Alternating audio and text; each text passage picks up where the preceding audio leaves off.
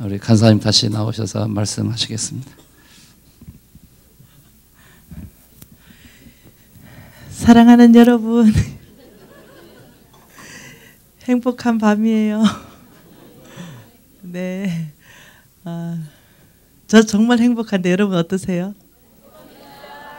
저는 정말 하나님 때문에 너무 행복해요. 네.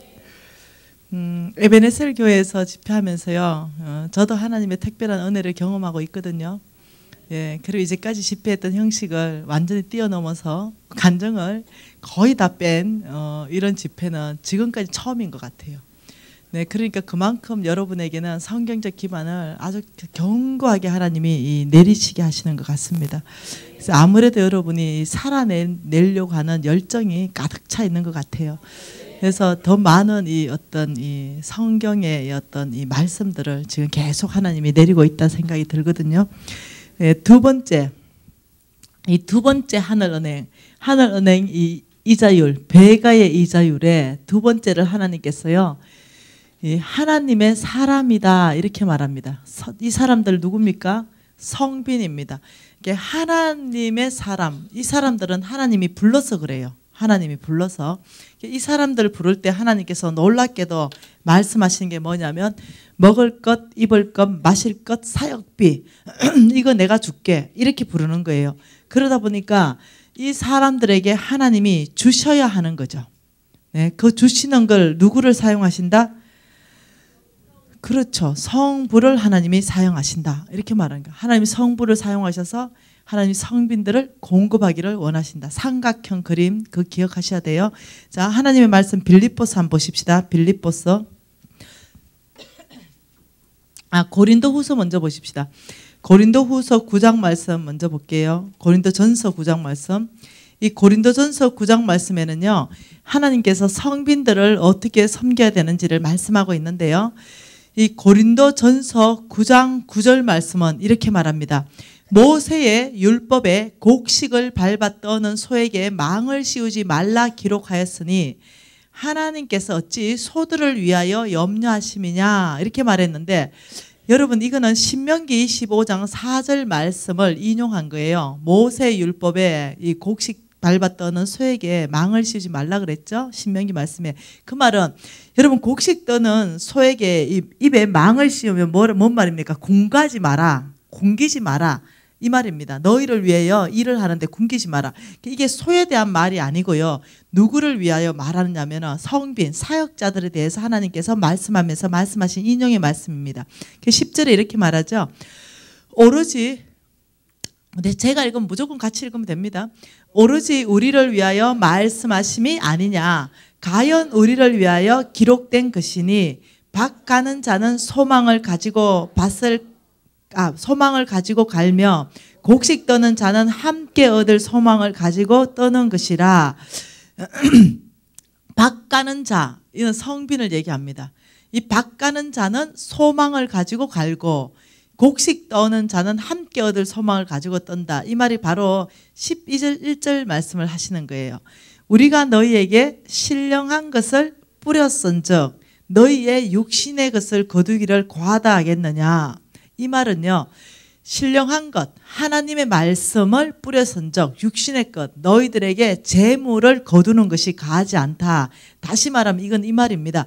하나님의 성빈은 신령한 것, 하나님의 말씀을 먹이고 우리는 육신의 것으로 그들에게 공급을 해야 된다. 이 말입니다. 그래서 여러분 제가 이 강의하고, 전 성부예요. 예, 강의하고 강사를 받는 거 당연할까요? 이거는 거저 받았으니 거저 줘야 된다는 말에 해당될까요? 당연한 겁니다, 여러분. 예, 항상 성경은 양면선을 얘기하고 있죠. 이렇게 거저 받았으니 거저 주라, 이걸 학대 해석하면 안 됩니다. 하나님은 마땅히 나는 여러분에게 신령한 것을 뿌렸고 말씀 사역자인 저에게 여러분은 당연히 재정을 깨트려서 저를 섬겨야 되는 것이 이게 하나님 나라의 원칙이에요. 네, 그래서 어떠냐면 동력해라, 지금 이렇게 말하거든요. 예를 들면 어떤 목사님이 계시다고 생각해 보죠. 이 목사님이 예를 들면은 나는 거저 받았으니 거저 주겠다. 나는 교회의 월급을 하나도 안 받겠다. 이런 목사님 존경할 만하죠. 그러면 그 목사님만 맡고 교회에 사례비를 받는 목사님은 다 털렸냐는 거죠. 절대 그렇지 않죠. 그 목사님은 그 목사님 믿음대로 그렇게 사시는 거죠. 근데 교회에 사례비 받는 목사님은 그 믿음 없나요? 아니죠. 그건 하나님 방법이죠. 하나님께서 뭐라고 했는지 신령한 걸 뿌리고 우리는 육신의 것을 거두게 하라. 같이 함께 하라. 이것이 성경적입니다. 여러분이 신령한 걸 너무 이제 이상을 추구하는 것 같아요. 그래서 여러분이 항상 말씀으로 분별을 잘 하셔야 됩니다. 그래서 어떤 사람들이 쏙죠. 우리 교회 목사님은 사례비 안 받아. 너그 교회 목사님보다 훨씬 더 신령해. 이렇게 만일 적용된다면요. 그거는 비성경적입니다. 네, 좋은 가르침이 아니에요. 두 분 다 귀합니다. 예, 자 13절에 보면 이렇게 말합니다. 성전에 일을 하는 이들은 성전에서 나눈 것을 먹으며 제단에서 섬기는 이들은 제단과 함께 나누는 것을 너희들이 알지 못하느냐? 이와 같이 주께서도 복음 전하는 자들이 복음으로 말미암아 살리라 명하셨느니라. 이렇게 말을. 예, 여러분 하나님께서는요 그 성전을 일하는 거, 제단을 섬기는 거, 이 말 전체 안에 포함되는 게 그냥 하나님의 사람입니다. 성빈, 목사님들, 선교사님들, 선교단체, 전임 간사님들 이런 분들 포함해가지고 하나님의 명령 받은 사람들, 특별한 사람들, 정말로 특별한 사람들이에요. 이 사람들은 일반 사람 아니에요. 예, 정말로 하나님의 사명 미션을 먼저 저희들보다 먼저 진짜 특별하게 너는 세상에서 돈을 벌지 마라. 내가 너의 먹을 거 입을 거 마실 거 책임질 테니 너는 오직 선교지 어디를 가서 해라. 아니면은 나주에 가서 에베네셀 선교라. 뭐 이렇듯이 하나님 특별한 명령이에요. 그래서 다르다니까요. 그래서 이 사람들은요 특별한 하나님의 사람이라는 걸 여러분이 아셔야 돼요. 제가 책에도 간증을 했고요. 유튜브에도 하나님의 사람을 섬겨서 무지무지 재밌는 이 간증을 했습니다. 오늘 시간 없어서 안 하려고 그래요. 그 대박난 사건이죠. 네, 참 재밌는, 저는 참 재밌는 사건이 하나님 안에서 진짜 무지 많아요. 네, 여러분 하나님의 사람, 이 사람을 섬긴 교회가 있었습니다. 그것은 빌립보서 4장 말씀 안에서 이 하나님의 사람 성빈 이 사도 바울을 섬겼죠. 마게도냐 교인들이 섬겼습니다. 한번 보십시다. 빌립보 4장입니다.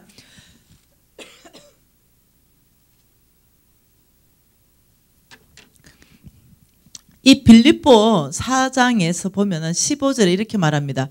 빌립보 사람들아 이렇게 말할 때 이 빌립보 사람은요 마게도냐 교인들을 말합니다. 빌립보 사람들아 마게도냐 교인들아 너희도 알거니와 이렇게 쭉 말하면서 뭐라고 말하냐면 16절 하반절에 나의 쓸 것을 너희들이 보냈다. 다시 말하면 한마디로 딱 잘라 말하면 헌금했다 이겁니다. 사도 바울 성빈에게 빌립보 사람 마게도냐 교인들이 헌금을 했다. 지금 이 말이죠. 그리고 이것을 하나님의 계산법이 어떻게 되는가를 지금 말씀하고 있는 거예요. 그 18절에 이렇게 말합니다. 내게는 모든 것이 있고 또 풍부한지라 이렇게 말하면서 너희가 준 것을 받았으므로 내가 풍족하니 이는 받으실 만한 향기로운 제물이요 하나님을 기쁘시게 하는 것이라. 놀랍죠? 우리는 그냥 사도 바울 성빈, 사도 바울 사역자에게 헌금한 것밖에 없어요. 근데 이것은 하나님이 받으시는 제물이래요. 다시 말하면 제물이라는 단어는요 하나님이 예배 받으실 때만 사용하는 단어예요. 우리가 사도 바울 같은 그런 성빈들에게 주는 것을 하나님은 어떠냐면 네가 나를 기쁘게 하는 예배를 드리고 있는구나 이렇게 생각해요. 왜 그렇습니까? 하나님 나라 확장되니까. 그래서 19절 놀라운 말씀 여러분 평생에 외워야 되는 말씀이죠. 나의 하나님이 그리스도 예수 안에서 영광 가운데 그 풍성한 대로 너희의 모든 쓸 것을 채우시리라. 지금 이 말은 이겁니다. 너희들 성부 너희들은 성빈 사도 바울을 채웠느냐? 사도 바울의 하나님은 그리스도 예수 안에서 영광 가운데 그 풍성한 대로 너희의 모든 필요를 채울 것이다. 우리는 사도 바울의 필요를 채우시고 하나님은 우리의 필요를 채우시는 거예요. 이해가 되나요? 그래서 하나님께서는 너희들이 성빈들을 섬기고 성빈들을 채워줄 때 나는 너희들을 채워주겠다. 지금 이 약속이거든요. 그래서 그렇게 해서 하나님 나라가 확장되는 겁니다. 그래서 저는 성빈을 섬기면서 이 간정이 정말 너무 많아요. 아름다운 성빈들을 섬기면서 하나님께서 저를 정말 얼마나 이 축복받게 하셨고 제 사역의 문들을 열어주셨는지 이런 간정들이 너무 많거든요. 여러분, 저는 솔직하게 이 목사님하고 아직까지 교제를 못 해봤어요. 우리 여기 담임 목사님하고 교제를 하려면 최소한 교제라는 것은 6개월 이상 해봐야 될 거 아닙니까? 그죠? 뭔가 이렇게 해봐야 되는데 여기 잠깐 내려와가지고 밥도 오늘 처음 먹었댄게요. 네, 남성교회에서 오늘 꼭 나 밥 대접한다는 거예요. 그래서 이제 밥도 같이 먹고 했는데 뭐 밥 같이 먹으면서 무슨 개인적인 얘기를 한마디를 해봤겠어요. 또 목사님이 또 과묵하시네요. 말씀도 별로 없으시고. 그래서 이렇게 깊이 있게 어떤 얘기를 못 해봤어요. 그리고 뭐 끝나자마자 바로 숙소 앞에서 그냥 딱 내려떨어지고 또 오시고 이러니까 할 얘기가 없고 이랬습니다. 그 저는 정말로 이 목사님에 대해서 몰라요. 네. 이 목사님이 정말 성빈인지 정말 하나님의 사람인지 이건 난 모르는 거예요. 왜 그러냐면 여러분 진짜 가짜들이 있어요. 죄송해요. 목사님 저기 계셔서 할 수 없이 일러보고 말해야 돼. 성빈은 성빈이라고 명함은 그냥 목사고 뭐 선교사고 이런데 죄송해요. 정말로 저도 사역단체에서 해봤잖아요. 진짜 하나님 나라에 정말 관심 있고 이 잃어버린 영혼에 대한 애달픈 마음이 있고 이게 아니고 아무 관심도 없어. 먹고 사는 게 그냥 그거야. 예. 아주 그냥 성빈으로 출발했는데 타락한 성빈들이 있어. 근데 이제 여러분 성빈들한테 줄 때는요. 뭘 기억해야 되냐면 좋은 땅인가 아닌가를 기억해야 돼. 좋은 땅에 뿌려야 30배, 60배, 100배거든요. 그래서 어떤 성빈의 땅이 정말 좋은 땅인가 이건 여러분의 몫이에요. 여러분 주변에 짝퉁도 있고 가짜도 있고 타락한 성빈도 있고 아주 탁월한 성빈도 있어요. 그러면 여러분이 여러분 재물을 누구한테 줘야 되는데 어디 줘야 되냐는 거죠. 정말 어떠냐면 열매 맺을 수 있는 정말 좋은 땅에 줘야 된다는 거죠. 그래서 여러분의 담임 목사님은 좋은 땅입니까? 그러시군요. 아마 여러분이 제일 잘 알 거예요. 여러분 정말 이건 제가 부탁할게요. 복 받는 비결입니다. 여러분이 혹시 담임 목사님이 여러분이 교제하면서 우리 목사님은 영혼에 대한 사랑하는 마음이 있어. 어쩌든지 잃어버린 영혼을 정말 주께 드리려 하는 마음이 있고 하나님 나라 확장에 그렇게 한다. 이렇다면요. 여러분이 담임 목사님 딱 봤을 때요. 딱 보면은 다니면서 딱 보자마자 이마에 하늘은행 이게 적혀 있는 게 보여져야 돼요. 그래 여러분이 패러다임이 바뀐 거예요. 아니 정말로 이게 딱 바뀌어져야 담임 목사님 딱 보고 아 우리 담임 목사님의 필요에 결핍은 없는가. 담임 목사님이 혹시 어떻게 해외 나가시는데 정말 뭐 재정이 모자라서 못 가시거나 이런 일은 혹시나 없는가. 아니면 또 바깥에 나가서 사람들을 만나는데 너무 촌스럽지는 않은가. 옷이 보니까 좀 촌스러우세요. 네. 지금 저 이 넥타이는 지나간 지가 오래됐어요. 저 유행은 7년 전에 있었던 유행이에요. 제가 좀 봐서는 좀 촌스럽지 않나 생각을 하는데 모르겠어요. 제가 서울 눈이 있어서 그런 나중에 아직 저게 유행하나 제가 웃자고 하는 거예요. 그러니까 여러분 제가 여기 여러분의 담임 목사님 사모님을 딱 보면서 마음에 이렇게 탁 짠하더라고요. 얼마나 이 하나님 나라를 세우려고 기도하고 헌신하고 했는지 손이 다 이렇게 다 털어지셨더라고요. 그래서 이 뭐죠? 류마티스 이 관절염 정말 이게 다 걸리셨더라고요. 제가 그걸 딱 보는 순간 그냥 눈물이 왈칵 쏟아졌어요. 주에 이 사역한다고 이렇게까지 몸이 망가질 만큼까지 이렇게 하셨구나. 이렇게 마음이 짠하더라고요. 그래서 여러분도 그 손을 본다면 그리고 이게 정말 이 두 분이 주의 종이고 하늘은행 통장이라면 여러분 약값이 부족하지 않도록 여러분들이 좀 도와주셔야 돼요. 여러분이 도와주는 게 아니라 여러분들이 섬기셔야 돼요. 그리고 여러분들이 이게 하늘은행 통장이라는 확신이 있어야 돼요. 그러면 어떤 일이 있습니까? 여러분은 성빈을 채우고 성빈을 채운 그 성빈의 그 하나님, 약속하신 그 하나님은 그리스도 예수 안에서 풍성한 대로 우리의 쓸 모든 필요를 채우신다는 이 약속의 말씀을 붙들어야 됩니다. 저는 성빈들을 자주 채워줘요. 성빈들한테 자주 저는 심습니다. 제가 이런 일이 있었죠. 하나님은 참 놀라우신 분이에요.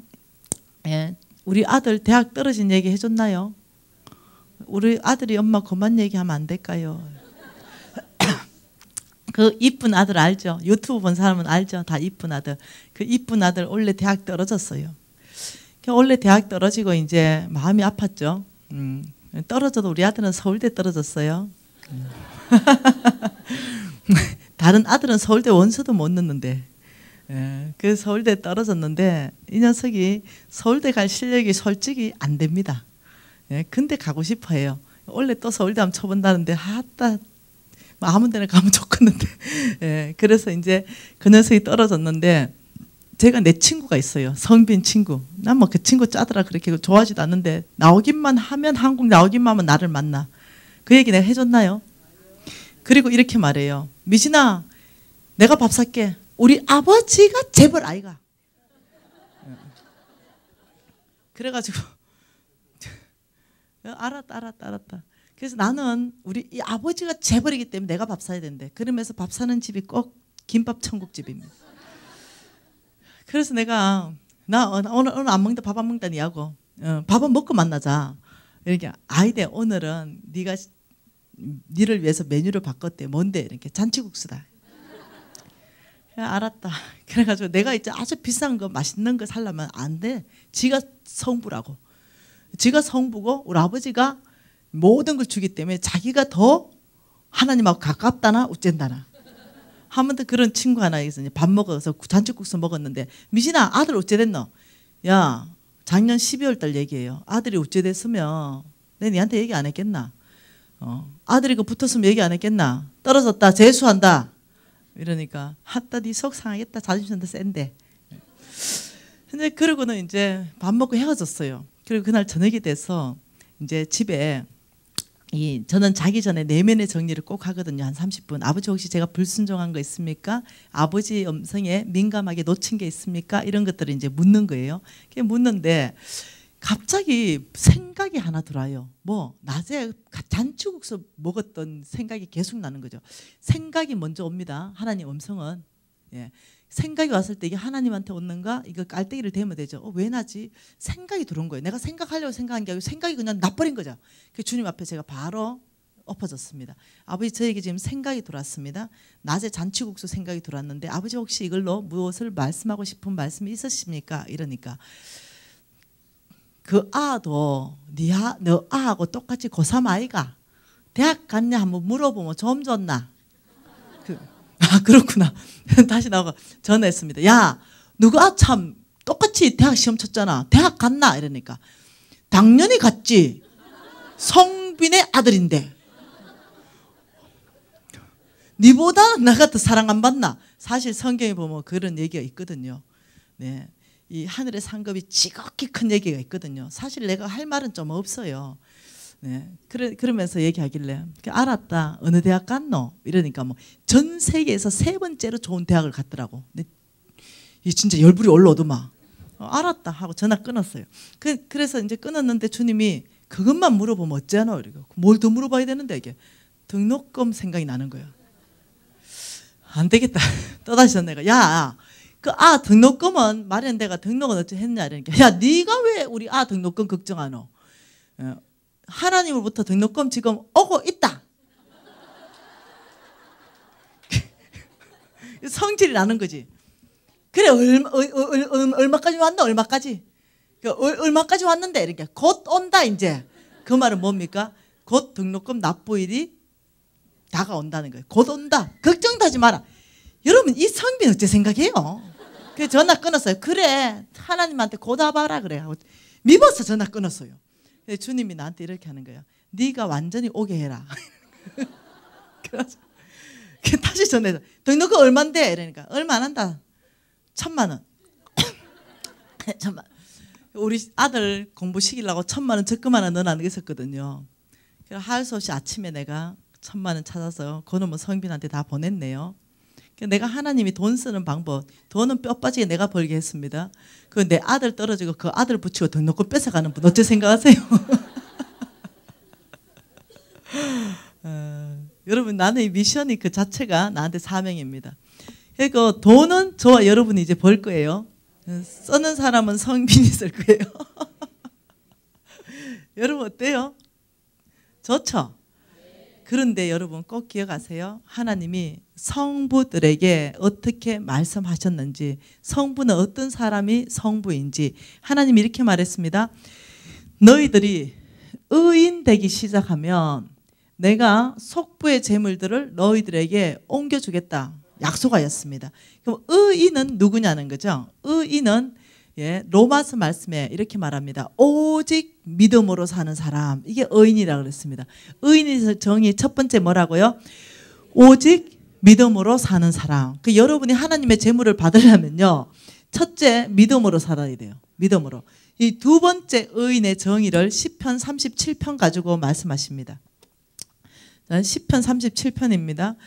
이 시편 37편 21절 말씀으로 하나님이 의인의 말씀을 하는 거예요. 같이 읽어볼까요? 의인은 은혜를 베풀고 주는도다. 악인은 꾸고 갚지 아니하나 의인은 뭐한다?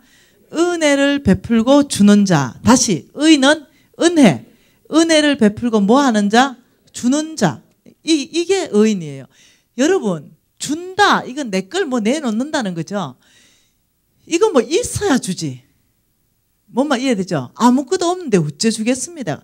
아무것도 없는데 어떻게 은혜를 베풀고 주겠어요. 다시 말하면 이 의인에게는 하나님이 속부의 재물들을 옮겨줘서 오직 믿음으로 사는 의인에게 다른 사람에게 은혜를 베풀고 줄 수 있도록 축복하시는 거예요. 이게 의인입니다. 이게 의인의 다른 말로 하나님께서 성부라 그럽니다. 성부. 성부하고 의인의 삶하고 하나님이 연관지어 설명하는데요. 디모데전서 6장 말씀 한번 보자는 거죠. 자, 이 디모데전서 6장 17절부터요. 하나님께서 성부에 대해서 말씀하고 계십니다. 자, 이 성부에 대해서 17절 이렇게 말합니다. 내가 이 세대에서 부한 자들을 명하여, 이렇게 말했죠. 이거는 뭐냐면요, 부자들에게 명령한다 이 말입니다. 이걸 다시 바꿔놓으면 이겁니다. 내가 성부들에게 명령한다. 나의 명령을 받으라. 지금 이렇게 말하는 겁니다. 하나님이 성부에게 명령하는 장면입니다. 이게 첫 번째 마음을 높이지 말고, 이렇게 말합니다. 첫 번째 성부들한테 뭐라고 말한다고요? 이 성부들한테, 자, 첫 번째 교만하지 말라. 마음 높이지 말라. 여러분 하나님은 교만한 자 대적하십니다. 네. 그리고 겸손한 자는 하나님이 높이십니다. 그러니까 왜 교만하지 말라라고 말하냐면 성부들은 돈이 많기 때문에요. 자꾸 돈에 자꾸 자기 소망을 두려고 해요. 돈이 많으니까. 그래서 어떠냐면 정함이 없는 재물에 소망을 두지 말라. 정함이 없다 이 말은요, 그 지금 네가 들고 있는 그 재물 계속 네한테 정해져 있지 않다, 이거 지금 경고하는 거예요. 주로부터 온 재물인데 네가 그 재물이 네 거라고 생각하고 정해져 있다 생각하고 거기에 소망을 두면 안 된다, 지금 이 말입니다. 그래서 어디에 소망을 두랍니까? 오직 우리에게 모든 것을 후히 주사 누리게 하시는 하나님께 소망을 두라. 다시 말하면 성부들, 첫째 교만하지 말고 두 번째 소망을 오직 하나님께 두라, 이렇게 말씀하시기 전에 뭐라고 말하냐면 모든 것을 후히 주사 누리게 하시는 하나님. 다시 말하면 성부들은요, 어떤 특징의 삶을 사냐면요, 하나님으로부터 결핍이 없는 걸 공급받습니다. 영적으로, 육체적으로, 정서적으로, 재물적으로. 여러분 재물을요 성부로 다룰 수 있다면요, 영적으로 충만하지 않으면 절대로 못 다룹니다. 줄 수 없어요. 하나님과 이 관계 안에서 친밀감을 유지하지 않으면요 돈을 절대로 남한테 못 줍니다. 그래서 하나님한테 성부들에게는요 모든 것을 후히 주신다. 이 안에는 이게 다 포함되어 있다는 거예요. 다 포함. 그래서 모든 것을 후히 주시고 누리게 한다. 이게 성부의 특징이 뭐라고요? 하나님이 성부한테 특징을 뭐로 해준다고요? 모든 것을 후히 주시고 누리게 하신다. 그래서 나의 창고가 결핍이 없어요. 성부들은 일단 내 창고가 결핍이 없습니다. 이렇게 하면서 두 번째, 소망을 하나님께 두라. 세 번째, 18절 읽어보겠습니다.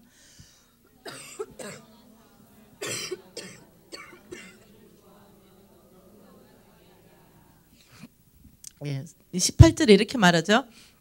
선을 행하고 선한 사업을 많이 하라. 뭐라고요? 선을 행하고 선한 사업을 많이 해라.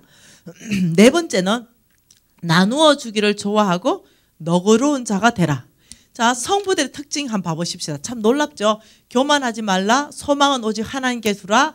너희들은 선을 행하고 선한 사업을 많이 해라. 너희들은 나누어 주기를 좋아하고 너그러운 자가 되라. 이 지금 의인의 삶하고 똑같죠? 은혜를 베풀고 주라. 다시 말하면 우리가 성부 되려면 이 특징을 가지고 있어야 됩니다. 어떤 특징? 이 네 가지 특징이 내 안에 있어야 됩니다. 뭐? 나누어 주기를 좋아하고 너그러운 자. 이 네 가지 특징. 나는 겸손한가? 하나님 앞에. 나는 소망이 재물에 있는가? 오직 하나님께 있는가? 나는 정말 선한 일과 선한 사업에 힘쓰는가?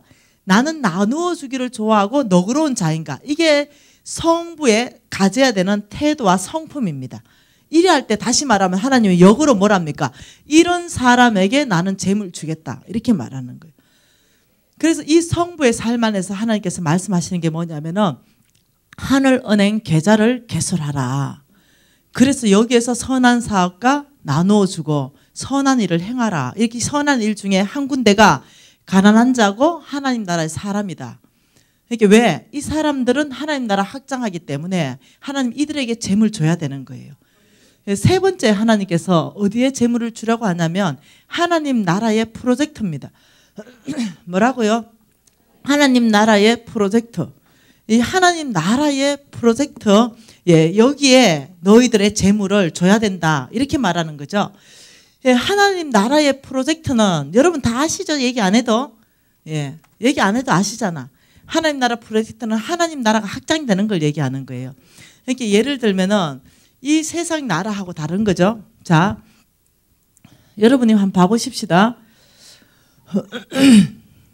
정말로 여기는 이 세상 프로젝트라고 봐보십시다. 여기는 정말로 이 뭐냐면은 우리가 이 원자력 발전소가 워낙 문제가 많으니까 수력 발전소를 만드는 거죠. 여기에 3조 원의 기금을 모집하는데 이 수력 발전소를 시행하는 시행사가 어디냐면 대한민국입니다. 여기에 이자율을 주겠다고 말하는데 학정 지급을 하는데 30%를 주겠다. 여기에 모든 프로젝트의 책임자가 대한민국 대통령 박근혜 대통령 이게 사인이 나가지고 9시 뉴스에 떨어지면요 난리 날걸요. 예, 왜? 학정지금 30%이기 때문에 은행장이 시중은행보다 튼튼해. 시중은행은 부도나도 대한민국은 제일 늦게 부도나. 시행사가 튼튼하고 이자율이 시중은행보다 10배가 높고 책임자가 시중은행장보다 확실해. 그러면 여러분 은행에 돈 찾아서 어디 넣어야 됩니까? 여기에 당연히 넣어야 돼요. 왜야? 왜 그랬습니까? 머나와 달란트 비율로 너희들이 은행에 맡겨서 이자라도 네가 가져와야 된다. 그러니까 내가 귀찮다고 여기에 이자율이 더 높은데 4.5% 주는데 아유 귀찮다 그냥 3%짜리 넣어놓고 말자. 이거 충성된 행동이 아닙니다. 여러분이 3%짜리에 들어갔다면 4.5%짜리에 옮겨 갈아타야 돼요. 그게 이자라도 하나님한테 충성되게 관리하는 거예요. 자, 그거 어떤 사람이 귀찮아가 안 하거든요. 그래 하시면 안 되거든요. 근데 여러분이 믿음의 눈으로 한번 보세요. 여기에 지금 하늘나라 프로젝트가 있는 거죠. 하늘나라 프로젝트. 이 프로젝트의 시행사를 말씀하시는데 이걸 하늘나라에서 한다 이렇게 말하는 거죠. 두 번째는 이자율을 말하는데 배가다 이렇게 말하는 거예요. 배가. 퍼센트와 비교가 안 되죠. 세 번째, 이 프로젝트의 책임자는 나 여호와 하나님이다 이렇게 말하는 거죠.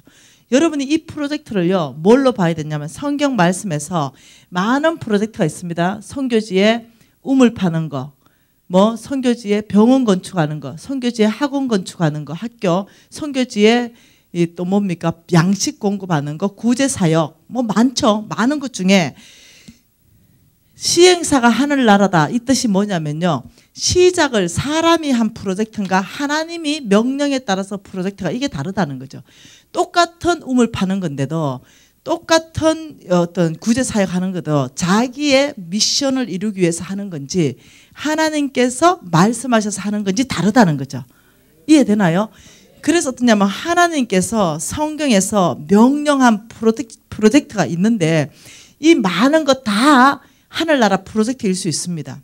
근데요, 어떤 사람들은 내 비전, 내 욕심, 내 것을 이루기 위해서 하는 사람들도 있다는 거죠.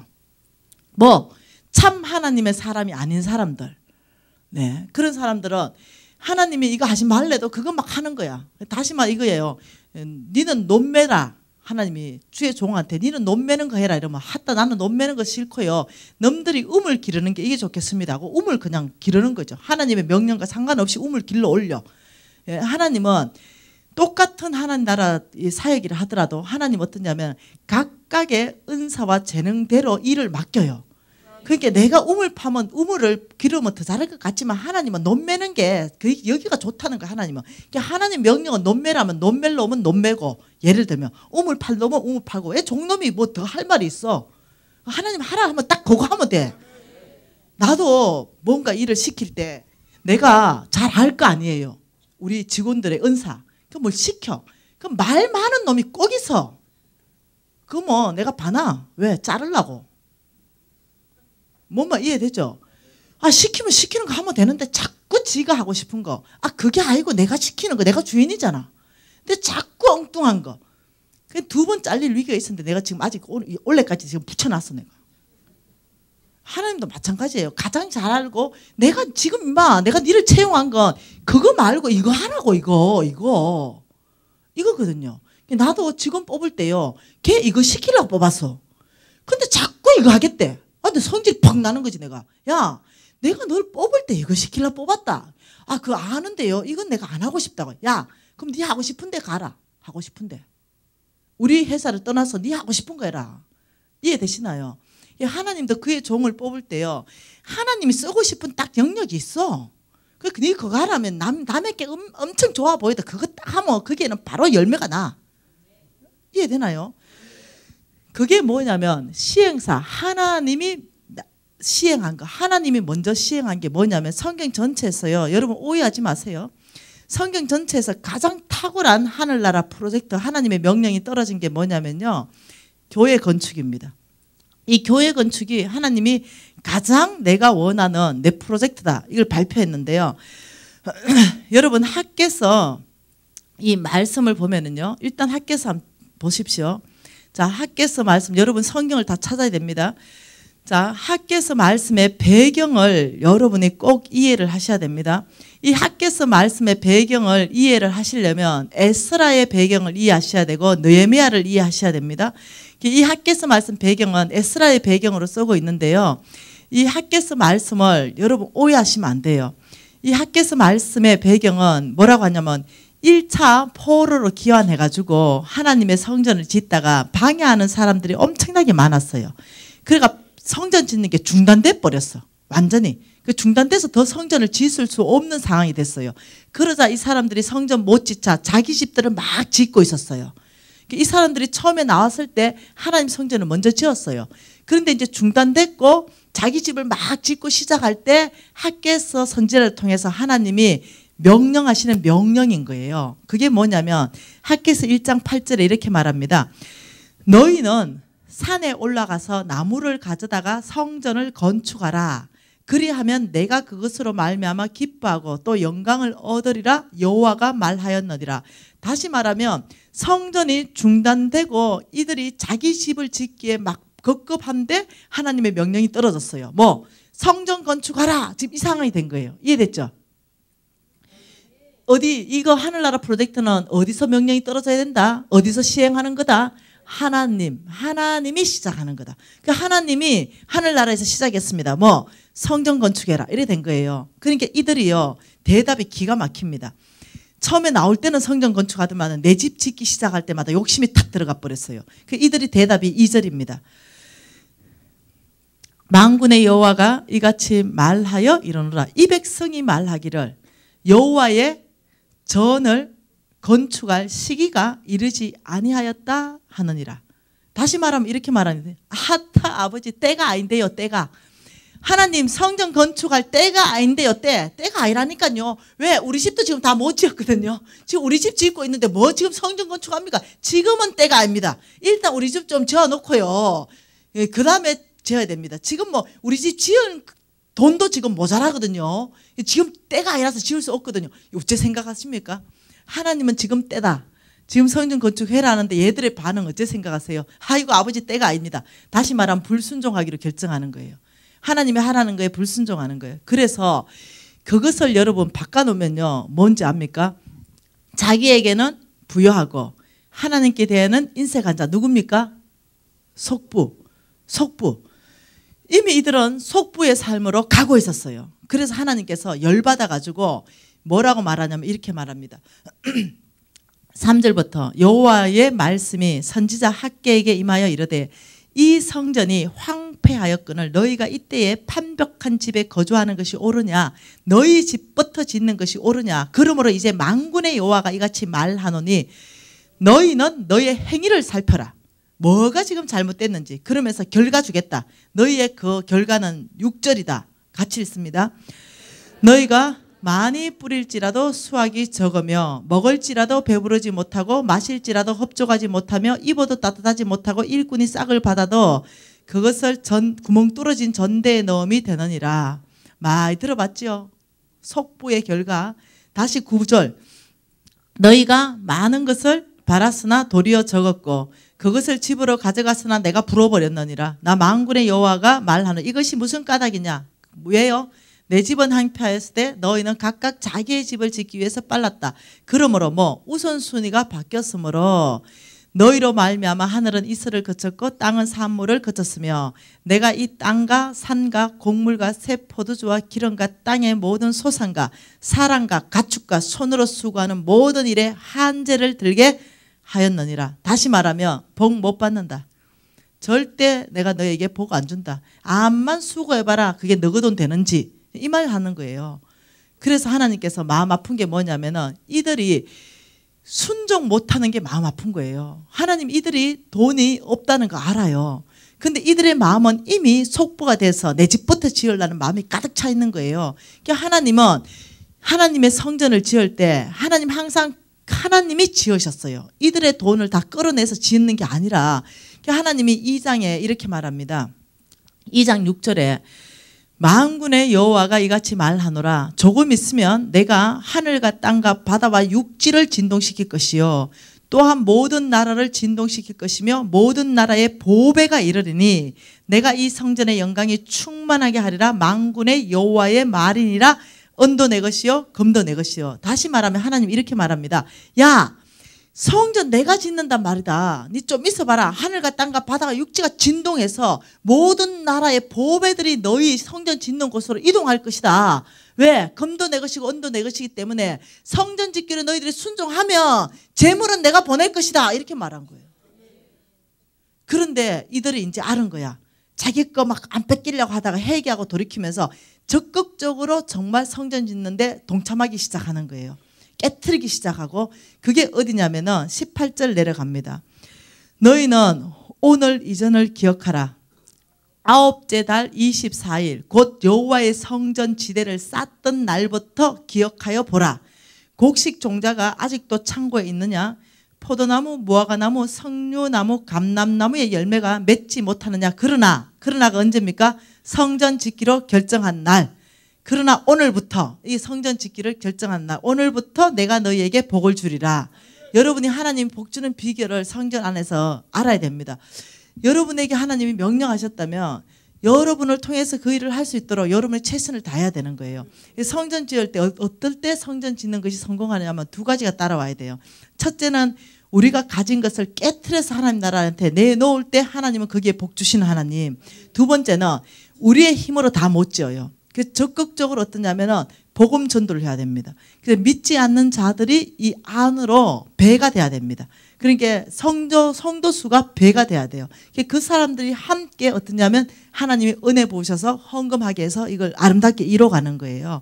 그래서 항상 성전 지을 때는 전 교인이 정말로 이 배가 운동에 신경 써야 돼요. 정말 그 사람들을 은혜 받고 구원받고 하나님의 성전에 동참할 수 있는 놀라운 특권을 믿지 않는 자가 여기 들어와서 하나님 성전에 동참할 수 있다. 이것만큼 영광스러운 일이 어디 있습니까? 예, 그래서 그 기회들을 여러분들이 제공해야. 여러분 평생에요. 성전 짓는 일 별로 없거든요. 우리 교회는 성전도 안 짓는데. 그래서 내가 다른 데 짓고 있잖아. 예. 자, 여러분 어떻게 생각하세요? 성전 짓는 거? 이건 하나님의 뜻 안에 있다는 거예요. 그래서 이것을 여러분이 지금 뭐 다른 어떤 여러 가지 성전 짓는 일들 많은 것 가지고 얘기하지 말고 하나님이 원래 성전 지어라 하는 목적은요. 첫째, 너희들이 말씀 중심으로 살아야 되고 예배 중심, 너희들이 이 교제 중심, 예배, 말씀, 공동체가 이루어져야 되기 때문에 성전, 이 건물은 반드시 필요한 거예요. 그래서 하나님이 어떠냐면 이 건물 때문에 성전 지으라는 게 아니라 너희들이 정말 하나님 중심적인 삶을 살기 위해서 예배 중심적인 삶을 살기 위해서 말씀 중심적인 삶을 살기 위해서 교회 공동체 서로 사랑을 나누는 공동체 중심으로 살기 위해서는 이 성전 짓는 것은 당연히 해야 된다. 그래서 가장 놀라운 프로젝트는 성전 건축이다. 하나님은 성경에서 그렇게 말씀하고 있다는 거예요. 여러분 평생 안에 혹시 성전 지을 수 있는 영광이 있다면 저는 이렇게 말했습니다. 어떤 사람한테 마땅히 스스로 가난하게 살기로 좀 결정해라. 혹시 아파트 40평에 살면 10평 줄여라. 성전 건축할 많이 돈이 없다면 10평 줄여서 30평으로 가고 그 10평 가지고 헌금해라. 하나님은 다시 40평 주실 것이다. 내가 그렇게 얘기하는 거예요. 아무것도 없어서 못하는데요. 뭘 못하냐. 아파트 줄이면 할 수 있는데 충분히 왜 제가 그렇게 했거든요. 아파트 만일 37평 살면 기꺼이 32평 살기로 결정해라. 그리고 충분히 그 차액으로 하나님 앞에 헌금할 수 있다. 없다고 얘기하지 마라. 먼저 있는 것. 네 손에 뭐가 있느냐 엘리야가 물었습니다. 기름 2병 있습니다. 그거면 충분하다. 하나님이 배가의 역사를 이룰 때는요. 있는 것에 출발한다는 걸 알아야 됩니다. 있는 것에 축복한다는 걸 알아야 됩니다. 그때 어떻게 기름병이 떨어지지 않는 가부가 성부되는 일들이 일어나죠. 네 손에 뭐가 있냐. 예, 고기 2마리와 떡 5개 있습니다. 그거면 충분하다. 하나님이 항상 역사를 이룰 때는요. 우리의 헌신, 우리의 있는 것들을 먼저 드려질 때 그게 역사가 일어난다는 거 여러분 이해를. 하나님의 이해, 하나님의 배가 되는 역사는 너에게 지금 있는 것을 나에게 내어놓아라. 내가 그걸 축복하겠다. 이렇게 말씀하시는데 없다라고 얘기하는 사람들은요. 예, 뭐냐. 집도 있고 자동차도 있고 땅도 있는데 헌금할 돈은 없어. 뭔 이해되죠? 그런데 헌금할 돈이 없는 사람은 지금 이 중에 단 한 명도 없습니다. 여러분이 하나님 앞에 가서 정말로 내가 복받을 사람인가, 내가 성부 될 만한 이 그릇이 되는가, 이거는 말씀에 빗져서 지금 만일 여기에 이 자리 30%이고 여기가 배가라면 어디에 넣는 게 당연합니까? 배가죠. 하늘은행 넣는 게 당연하죠. 근데 진짜로 여러분이 만일 돈이 한 1억 정도 있다. 정말 1억 있는데 막상 이제 이 1억 가지고 어디 통장에 넣으려고 하니까 갈등이 무지돼 부는 거야. 어디에 넣어야 되는가? 분명 하늘은행은 배가라고 하는데 3.5%에 넣을 걸 여러분. 배가 은행에 있는데도 3.5%에 한 9천만 원 좀 넣어놓고 한 1,000만 원은 배가 되는데 넣고 싶을 거야. 네. 이렇게 여러분이 그 안에 저는요. 2천만 원 물론 저축하죠. 하나님이 저축하는 게 지혜라. 여러분 저축하지 말라는 게 아니에요. 여러분 안에서 우선순위를 얘기하는 거예요. 내가 할 수 있는 최선, 하나님 나라 안에서. 여러분이 할 수 있는 최선이 2만 원밖에 안 된다면 2만 원 가지고 하늘은행 통장에 저축하면 돼요. 내가 할 수 있는 최선인가 아니면 그냥 남는 돈 조금 하는 건가, 이 중심이 다른 거예요. 가부의 랩돈 돈입하고는 다르죠. 예. 그래서 여러분 제가 말하는 거예요. 사람들이 다 김미진처럼 되고 싶대. 그래서 내가 이렇게 말해요. 꿈도 꾸지 마라. 내처럼 살 자신이 있냐? 내가 묻는 거예요. 내처럼 살 자신이 있냐? 그러면 이제 되고 싶은 거는 김미진처럼 되고 싶은데 사는 거는 김미진하고는 다르게 살고 싶은 거야. 이 결과만 김미진의 결과를 좀 주세요. 이러는 거지. 네, 그래서 내가 얘기하는 거예요. 성부는 아무나 못 된다. 성부는 어때? 예, 처음부터 타고나는 게 아니라 만들어지는 것이다. 그 만들어지는 것은 내가 어떻게 말씀대로 정말로 살아가는가, 여기에 성패가 갈리는데, 여러분 나는 참 복도 많지. 거지 됐잖아. 끝나버렸잖아. 뭐 지킬 것도 없고 땅덩어리도 없고 집도 없고 자동차도 없어. 그러니 나한테는 하늘은행이 없으면 절대 안 돼. 뭔 말 이해되죠? 여러분한테 하늘은행이 있으면 좀 곤란하잖아 지금. 근데 나는 하늘은행이 없으면 곤란해. 왜? 거지 됐으니까. 그러니 이 하늘은행이 있다는 소리는 굿뉴스인 거야. 굿뉴스. 나한테는. 그러니 1,000원 생기면 하늘은행 갖다 넣고 싶고 10,000원 생기면 하늘은행 갖다 넣고 싶은 거야. 왜? 여기가 100하고 여기는 3.5%니까 참 복도 많지. 내가요 완전 거지되고 끝난 것이 축복이라니까. 믿음이 바뀌었고 세계관이 바뀌고 가치관이 바뀌어서 하늘은행이 진짜 꼭 있어야만 되고 있어야 되는데 거기다 넣기 시작할 때 하나님이 출금시켜주는 걸 적기 시작하면서 내가 넣은 것보다 하나님이 출금시켜주는 게 수십 배 수백 배가 많기 시작하니까 내가 어떻게 더 저축하고 싶지 않겠어요? 그래서 바뀐 거라니까. 그래서 나를 따라 사는 사람들이 지금 제자들이 막 일어나가지고 내가 이제 강사로 세워놨어요. 네. 와 진짜 그런 사람들 일어나더라고요. 90% 주고 하나님 축복받고 이런 사람들, 그 사람들 막 축복해 하나님 나라 막 확장하는 이런 사람 막 일어나더라고요. 놀래버렸어 내가. 와, 내 780억 부도난 사람 돈빚 다 갖고 부자 된 거 얘기해줬나? 아 그렇구나.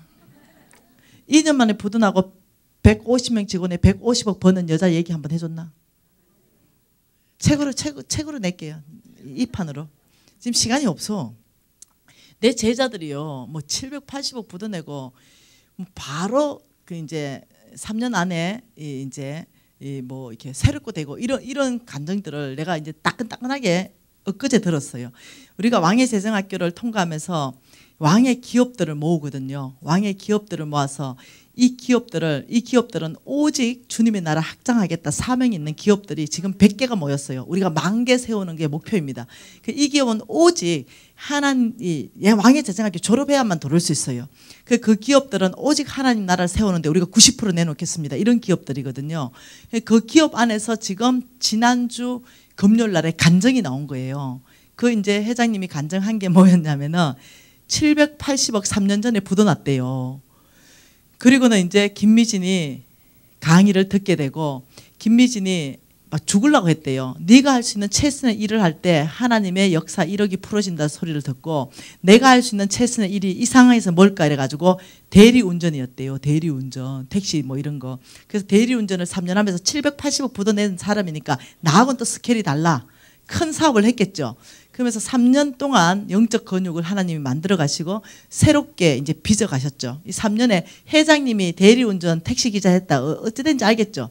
3년 동안 내 강의를 100번을 더 들었대. 그러면서 준비해서 이 780억 빚을 다 갚고 자기가 이제 다시 성공한 성공담을 나누기 시작한 거예요.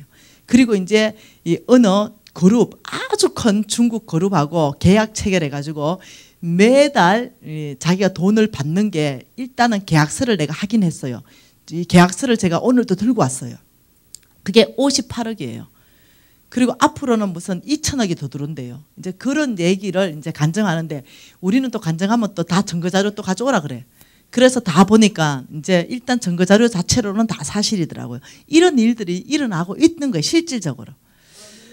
그런 얘기를 간증을 해주고 싶은데 지금 진짜 중요한 간증을 지금 강의를 해야 되는데 오늘 10시 반에 모임 끝나는데 10시 45분 괜찮아요? 네, 감사합니다. 네. 자, 하나님의 말씀은요. 여러분에게 가장 기초 권육 하나님 말씀하시는 거는 무슨 말씀이냐면 고린도 후서 9장입니다. 이 고린도 후서 9장은 너무나 중요한 겁니다. 제가 그 부도나고 너무나 고생했기 때문에 여러분한테 저는 현금 강요하거나 이런 얘기 절대 안 해요. 진짜로. 내가 너무나 고생하고 힘들었고 이랬기 때문에 정말 성경적 원칙 안에 어떻게 해야만 복 받는가 이걸 지금 내가 얘기하는 거예요. 제가 하나님 앞에서 이게 부끄러움이 없어요. 다른 강사들하고 다른 건 뭐냐면은 여러분에게 헌금 얘기하기 위해서 얘기하는 게 절대 아니라는 게 내가 100% 하나님 앞에 정직한 마음이라는 거예요. 내가 왜냐하면 잘못된 동기로 헌금하다가 쫄딱 망한 거 얘기해 줬죠, 유튜브에서. 그래서 나는요, 여러분들이 잘못된 동기로 막 헌금해가지고 나처럼 되지 않기를 원해. 정말로 어떠냐면 성경적 기반 안에서 헌금도 하고 성경적 기반 안에서 하나님을 섬기기를 원하는 거예요. 이게 내가 하나님 앞에 떳떳한 거예요. 여러분, 고린도후서 9장에는요 하나님 나라의 원칙을 얘기하는데 그 원칙은 8절입니다.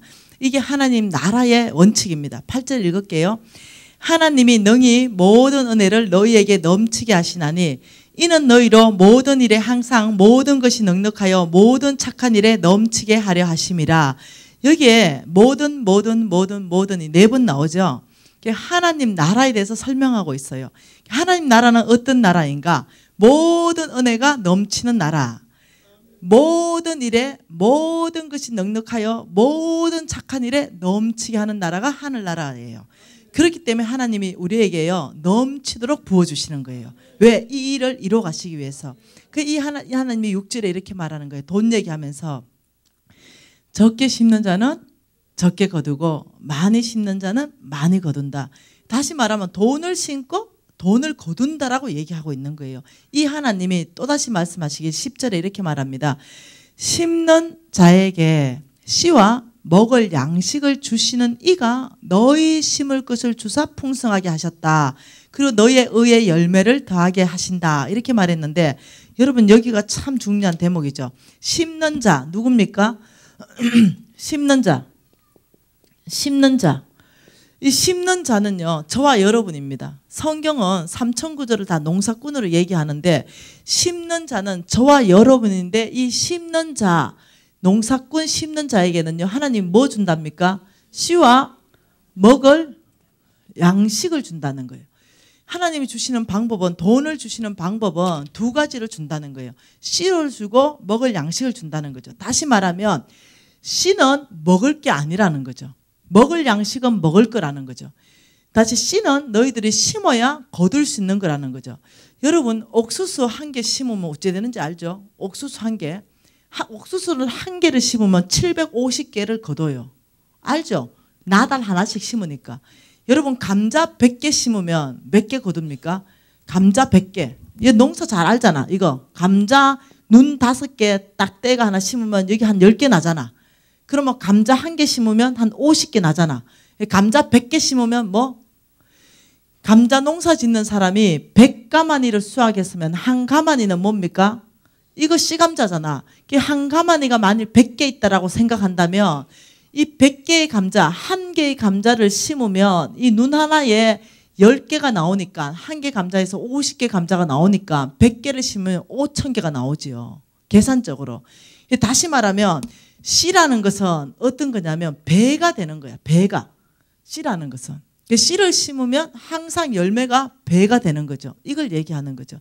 여러분 이 씨는 하나님이 왜 씨를 여러분한테 주냐는 거죠. 그래서 여러분이 눈치를 채면은 제가 시간이 많으면은 이 씨에 대해서 얘기할 말이 많은데 시간이 없기 때문에 여러분한테 설명하는 거는 말라기 말씀으로만 설명합니다. 원래 제가 민수기, 신명기, 레위기 말씀으로 여러분 이걸 더 보충해서 봐야 되는데 일단 말라기 말씀으로 봅니다. 이 말라기 말씀으로 펴놓고 저를 한번 보십시다. 하나님이 씨로 주는 거는요 이렇게 성물로 주셨습니다. 성물. 이 씨는 내 거다 이렇게 말해. 내 거. 씨는 하나님이 우리한테 먹으라고 준 게 아니라 이거는 심어라. 그래야 네가 이 씨를 심고 나중에 네가 거두게 될 것이다. 이렇게 말하는데 이 씨를 성경에서는 11조라 그래요. 11조를 씨라 하는데 여러분이 11조에 대해서 여러분 목사님이 얼마나 정확하게 가르쳤는지 모르겠어요. 보통 사람들이 이해하는 게 이렇게 이해하고 있어요. 내 하나님 여호와를 기억하라. 그가 내게 재물 얻을 능력을 주셨음이라. 이 말씀에 또 근거해서도 지금 시즌 안에서 내가 직장을 다녔든지 내가 사업을 하든지 하나님께서 나한테 300만 원을 주셨다면 여러분의 11조의 개념. 이 300만 원 몽땅 하나님의 것입니다. 그래서 제가 너무 감사해서 하나님의 것을 제가 11조로 거룩하게 구분해서 하나님 앞에 드리겠습니다. 이게 11조의 정의라는 거죠. 근데 이 부분이 틀렸다는 거야. 이 부분이 어디가 틀렸냐면은 제가 거룩하게 구분해서 이게 틀린 거야. 여러분이 이제 말씀을 전체를 보면 그걸 이해할 수 있는데 제가 거룩하게 구분할 수 없는 돈이 11조야. 하나님의 손에서 구분된 게 11조라고요. 그러니까 하나님이 우리한테 줄 때 심는 자에게 저에게 줄 때 씨를 따로 주고 먹을 양식을 따로 하나님이 분리해가 준 거야. 이게 다시 말하면 11조를 내가 구분할 수 있는 자격 자체를 주지 않으셨던 거예요.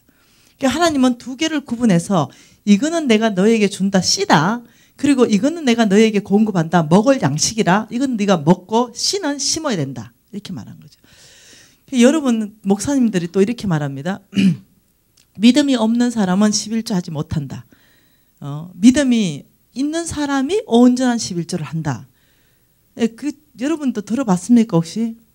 들어봤다면 여러분 목사님 잘못 가르친 거예요. 믿음의 문제가 아니에요. 예, 믿음의 문제. 여러분 믿음이 없어서 11조를 못했다 이러면요. 그거는 별로 죄가 안 돼요. 왜? 믿음이 없기 때문에. 믿음은 하나님의 선물이잖아요. 구원받을 때 선물. 그 다음 믿음을 성장시키는 거는 또 나의 또 목이 있죠.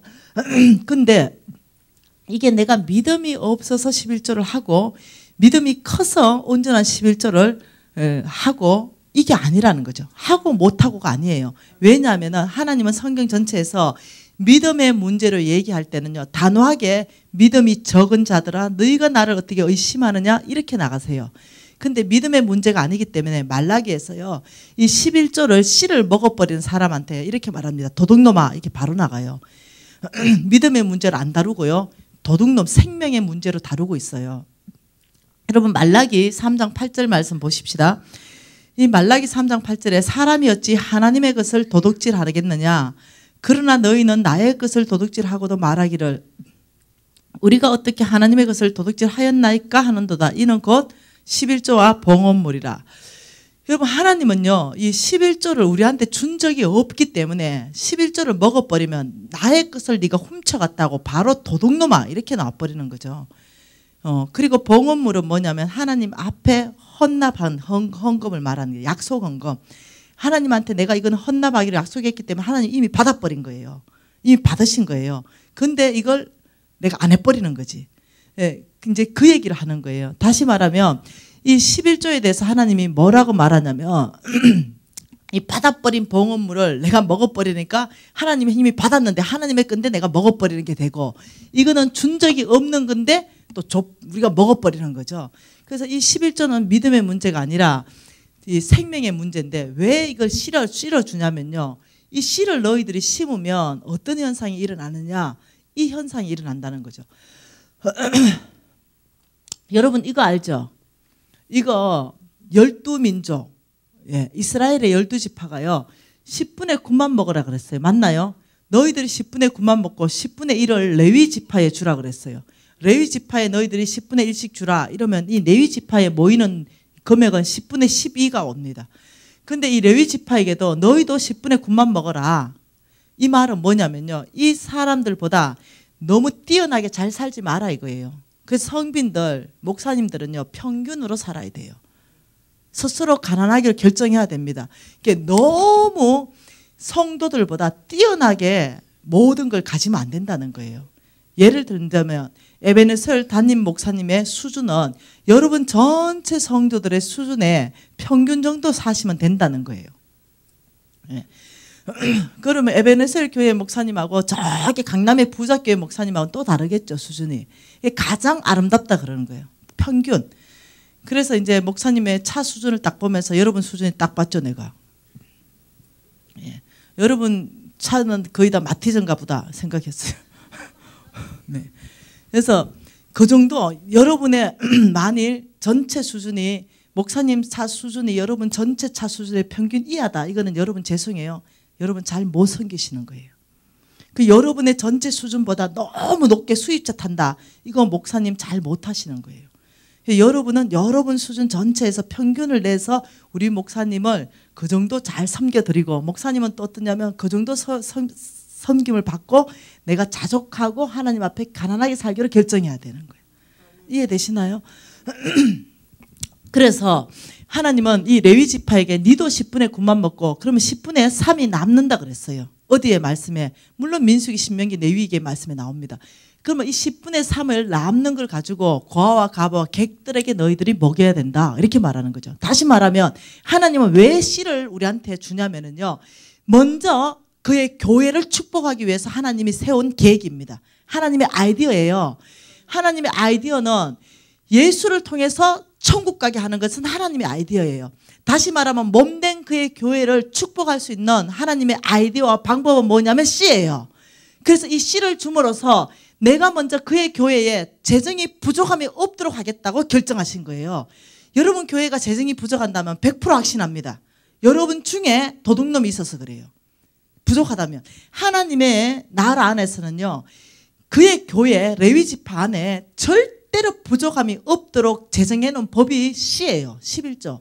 여러분이 온전하고 완벽한 11조를 안 떼먹고 정말 하나님 나라 안에 들른다면 여러분 교회에 돈이 모자란 일은 절대 있을 수 없다니까요. 이 틀림없는 거라니까요. 여러분 안에 도둑님이 있으면 어떤 일이 발생하느냐면 두 가지 일이 발생합니다. 첫째, 씨를 먹어버려가지고 내가 가난해져. 틀림없이. 두 번째, 교회가 돈이 없어. 근데 여러분이 씨를 심으면 내가 심었기 때문에, 심은 거는 풍성하기 때문에 내가 풍성해져. 두 번째, 교회가 풍성해져. 이게 하나님 나라 원칙이에요. 그러면서 하나님이 씨를 심은 사람에게 축복하겠다는 걸, 세 가지 축복하겠다는 거예요. 자, 10절에 만군의 여호와가 이르노라, 11절에 만군의 여호와가 이르노라, 12절에 만군의 여호와의 말이니라. 11조 축복 약속하면서 하나님이 자기의 이름을 걸어버려. 그러면서 이렇게 말합니다. 10절에 만군의 여호와가 이르노라, 내가 하늘 문을 열고 내게 복을 붓겠다. 이 약속이 이루어지는지 안 이루어지는지 네가 나를 시험하라. 이때 이 시험은요, 실험입니다. 과학적으로 정말 네가 증명하듯이 시험하라, 이 말입니다. 그러면서 11절에 이렇게 말합니다. 너희를 위하여. 11절 뭐라고요? 너희를 위하여. 11조 하는 사람한테 하나님이 너희를 위하여 첫째 내가 메뚜기를 금하겠다. 그래서 너희 토지에 소산을 먹어 없애지 못하게 하겠다. 저와 여러분은 농사꾼인데요, 메뚜기 떼 아프면 초토화 대프거든요. 끝장이 나쁘거든요. 그러니까 이 메뚜기 떼를 금한다는 것은요, 여러분의 새는 재정들을 막아주겠다는 거예요. 그러니까 여러분이 왜 돈이 안 모이냐면요, 구멍 뚫은 전대라서 그렇다니까요. 근데 이걸 내가 욥기 어떻게, 사탄도 알죠. 욥의 모든 재산에 울타리를 둘렀을 때 그때 부자 된다는 걸 아셔야 돼요. 여러분 암만 해봐라 부자 안 된다. 하나님이 울타리를 둘러서 메뚜기 떼를 금할 때 여러분 재물이 쌓이기 시작하는 걸 여러분이 알아야 된다니까. 그러면서 또 두 번째 약속은, 그래서 너희의 재물에 메뚜기가 오지 못하도록 내가 막아주겠다.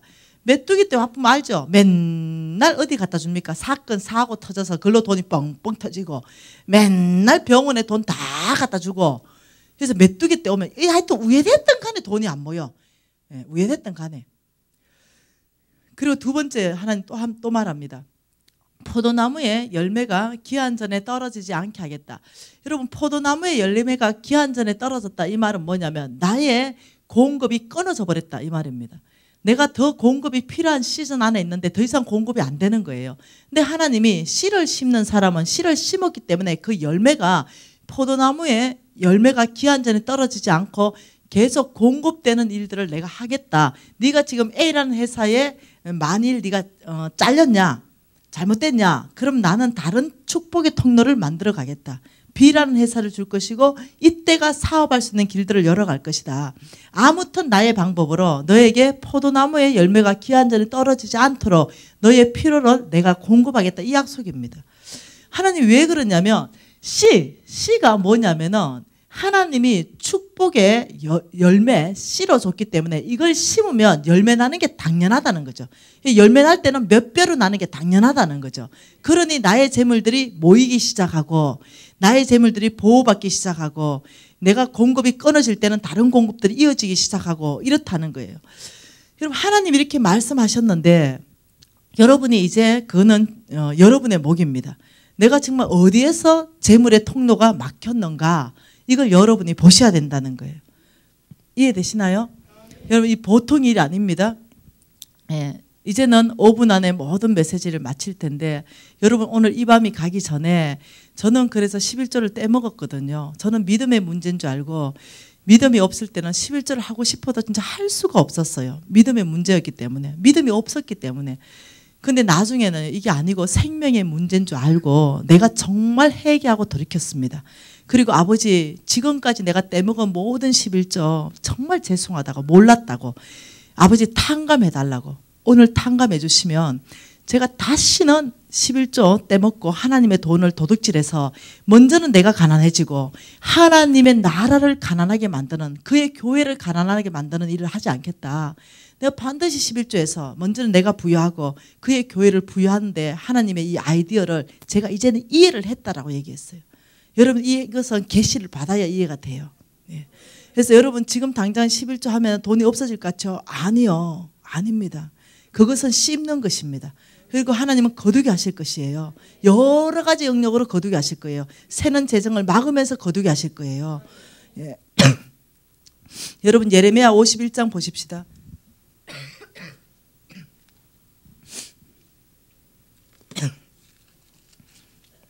여러분 예레미야 51장은 놀라운 말씀입니다. 예레미야 51장에 이렇게 말합니다. 이게 중요한 메시지입니다. 이 마지막 메시지에 하나님이 가장 이 중요한 메시지를 하게 하시겠죠. 예.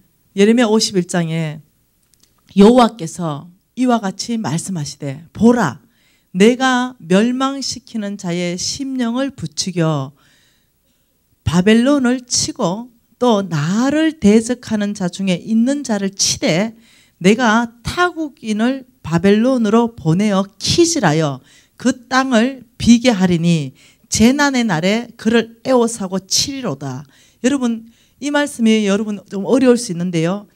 여러분 이 바벨론은요 어마어마한 나라입니다. 이 바벨론은요 이 아수르 그 지금 중국하고 여러분 쉽게 이해한다면 중국 미국 합했다 정도 하면 됩니다.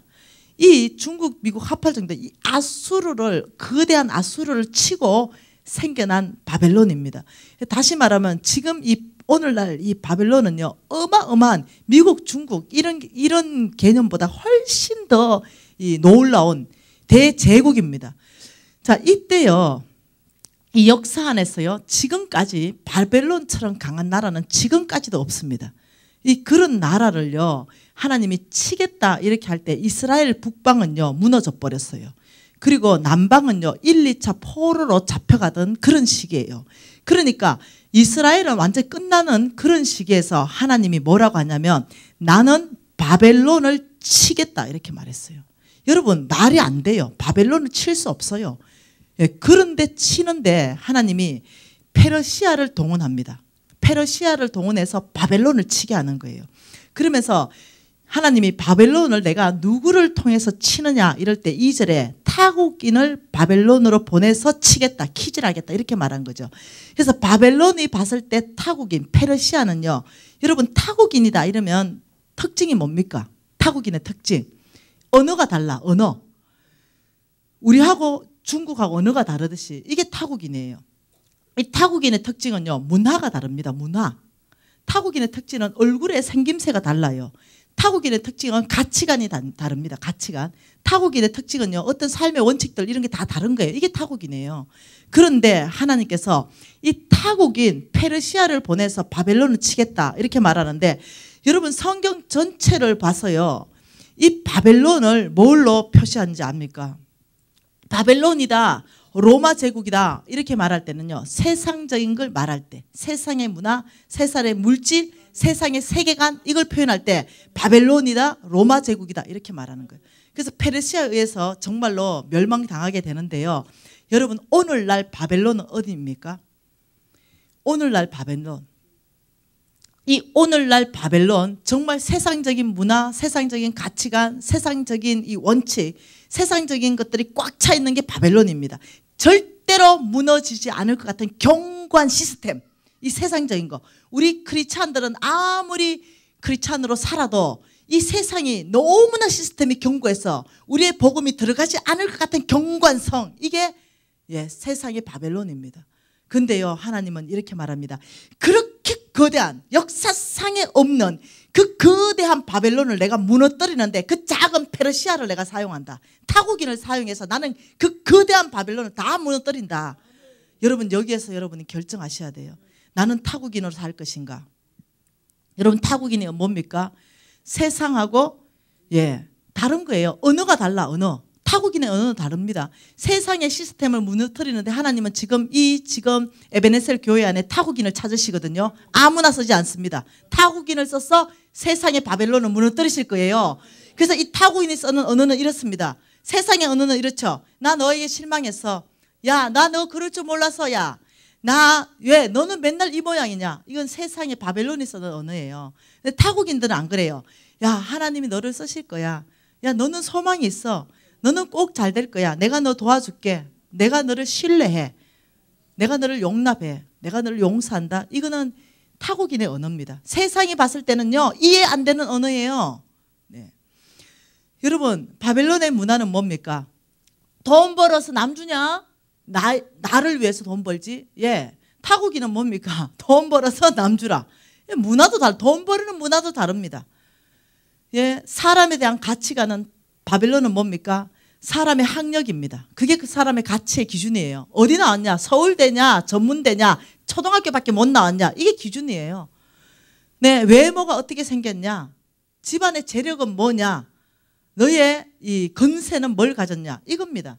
근데 타국인, 우리 하나님 나라, 세상에 봤을 때 타국인, 우리는 뭡니까? 모든 사람은 하나님의 형상으로 존귀해. 모든 사람은 아름다워. 그 사람 자체의 사랑받기에 합당해. 바벨론 사람들 이해 못합니다. 절대로. 바벨론 사람들이 사는 이 원칙이 뭔지 압니까?